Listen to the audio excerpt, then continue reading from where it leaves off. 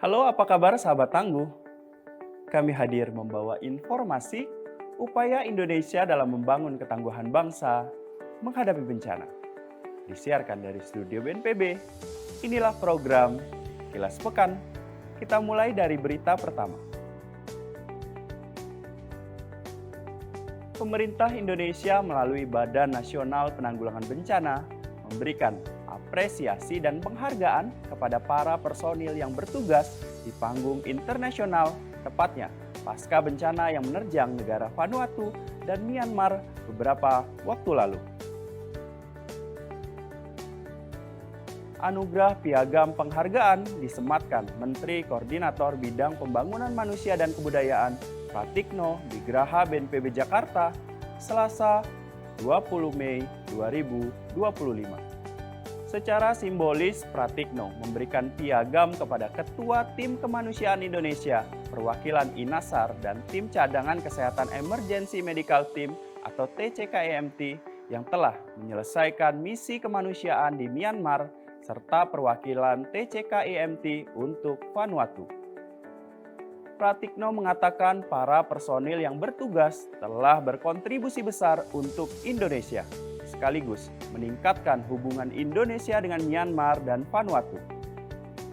Pasca gempa magnitudo 7,7 Myanmar yang terjadi pada tanggal 28 Maret 2025 lalu, pemerintah Indonesia mengerahkan 61 personil INASAR dan 2 satwa. INASAR merupakan tim yang memiliki kualifikasi sebagai Urban Search and Rescue di bawah komando Basarnas. Sedangkan TCKEMT merupakan tim medis yang terdiri dari berbagai organisasi di bawah koordinasi Kementerian Kesehatan. Sebanyak 15 personil TCKEMT dikerahkan untuk memberikan pelayanan kesehatan pasca gempa magnitudo 7,3 pada 17 Desember 2024 silam dan 30 personil medis untuk gempa Myanmar. Badan Nasional Penanggulangan Bencana berkolaborasi dengan PT Pamerindo Indonesia dan PT Expo Kayana Mandiri menggelar seminar nasional bertajuk Pengembangan Sains dan Teknologi Menuju Industrialisasi Kebencanaan pada hari Rabu tanggal 21 Mei 2025 di Jakarta. Seminar nasional tersebut merupakan rangkaian acara pembuka dari kegiatan Asia Disaster Management and Civil Protection Expo and Conference atau ADEXCO 2025.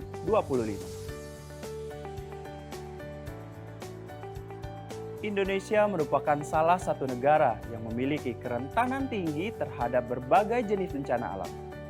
Menghadapi tantangan ini, pengembangan ilmu pengetahuan dan teknologi memegang peranan krusial dalam menciptakan solusi inovatif untuk mengurangi risiko bencana. Seminar ini diadakan untuk mengidentifikasi potensi sains dan teknologi terkini, mendorong kolaborasi yang lebih erat antar unsur pentahelix dan menstimulasi lahirnya industri-industri yang inovatif, mandiri, dan berkelanjutan dalam bidang kebencanaan. Seminar ini dibuka secara resmi oleh Deputi Bidang Sistem dan Strategi BNPB, Dr. Raditya Jati, dan dihadiri oleh berbagai narasumber yang berkompeten di bidangnya, seperti Kepala Pusat Vulkanologi dan Mitigasi Bencana Geologi, perwakilan Kementerian Koordinator Bidang Perekonomian, perwakilan Kementerian Agraria dan Tata Ruang, hingga Wakil Rektor Bidang Akademik dan Kemahasiswaan Institut Negeri Bandung.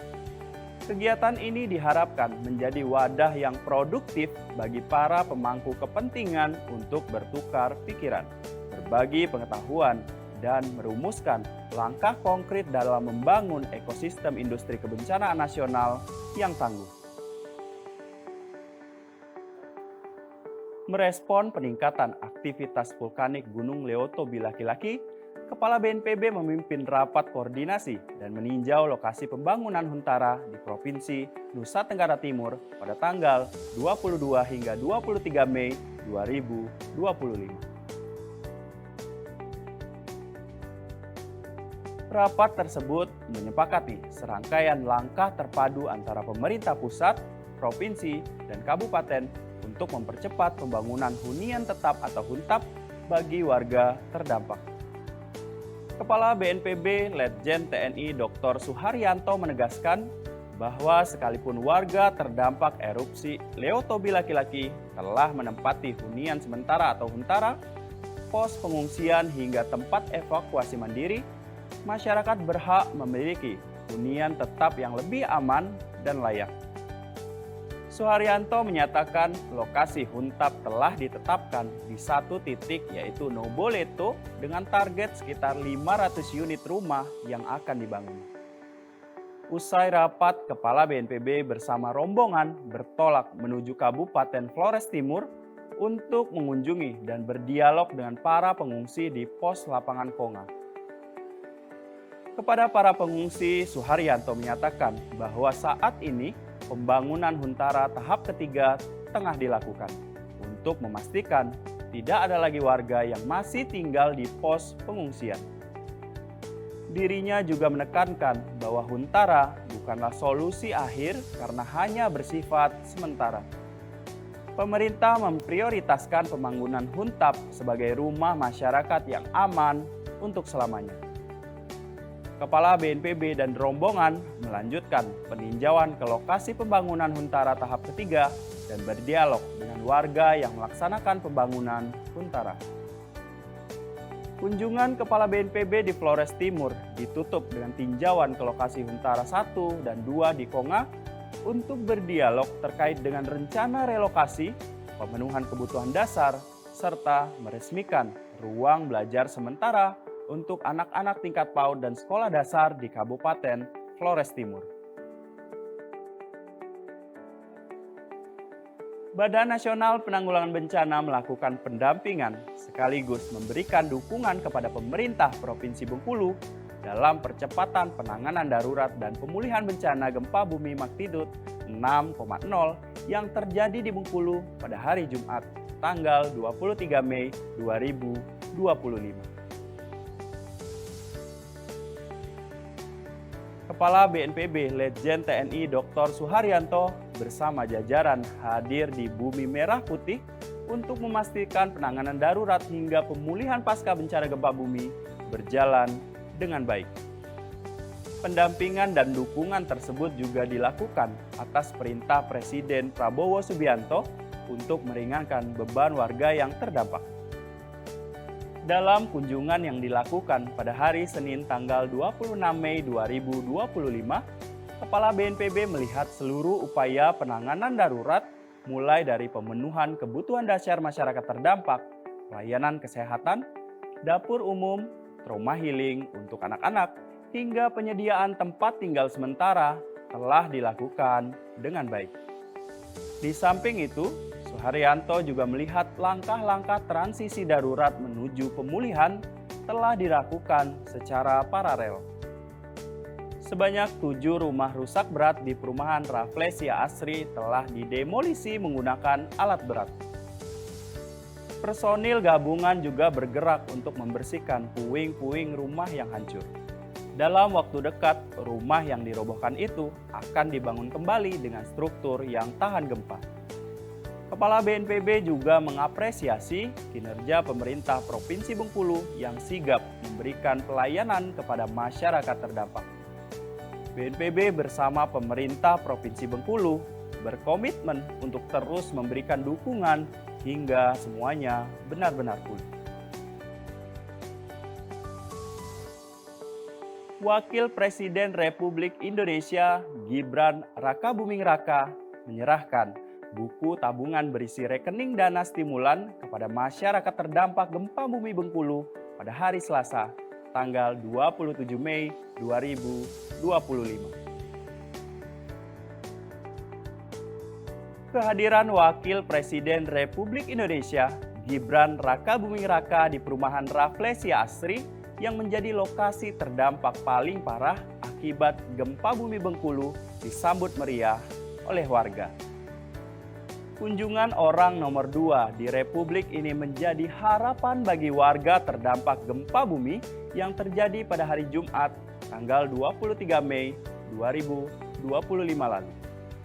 Selain berdialog, Wakil Presiden juga memberikan beberapa dukungan seperti sembako, buku pelajaran, mainan anak-anak, hingga buku tabungan berisi rekening dana stimulan BNPB kepada warga yang terdampak gempa bumi.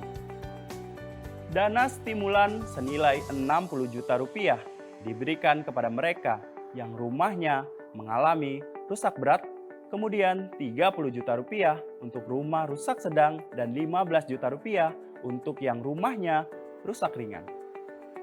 Wakil Presiden berpesan agar dana stimulan tersebut dapat digunakan seefektif dan seefisien mungkin sesuai ketentuan yang berlaku. Badan Nasional Penanggulangan Bencana menyelenggarakan kegiatan petualangan tangguh mobil edukasi penanggulangan bencana atau PETA Mosi Pena di Kabupaten Cianjur, Jawa Barat pada hari Selasa dan Rabu tanggal 27 dan 28 Mei 2025. Kegiatan edukasi kebencanaan ini merupakan upaya pendidikan kesiapsiagaan dan mitigasi bencana di kalangan pelajar, khususnya mereka yang duduk di tingkat sekolah dasar dan menengah. PETA Mosi Pena kali ini diselenggarakan di Sekolah Dasar Negeri Ranca Goong dan Sekolah Menengah Pertama Negeri 1 Cugenang dengan jumlah peserta masing-masing sekolah sebanyak 150 siswa. Edukasi bencana melalui PETA Mosi Pena dilakukan lewat permainan edukatif dan interaktif. Setiap permainan terdiri dari 4 pos yang meliputi pos pertolongan pertama, pos menyusun perlengkapan siaga bencana, pos rambu-rambu, dan pos tip siaga bencana. Anak-anak juga diajak mengenal kesiapsiagaan menghadapi bencana melalui buku cerita di Perpustakaan Mini Mosi Pena, dongeng, dan musik dengan bernyanyi bersama. Kegiatan PETA Mosi Pena diharapkan dapat memperkuat kesiapsiagaan dan edukasi bencana sejak dini di kalangan siswa, khususnya mereka yang pernah menjadi penyintas bencana gempa bumi di Cianjur, Jawa Barat. Sahabat Tangguh, demikian giat pelayanan publik BNPB minggu ini yang kami rangkum dalam program Kilas Pekan. Mewakili seluruh tim yang bertugas dari studio BNPB, saya Ade Irmawan undur diri. Sampai jumpa di Kilas Pekan berikutnya. Salam Tangguh.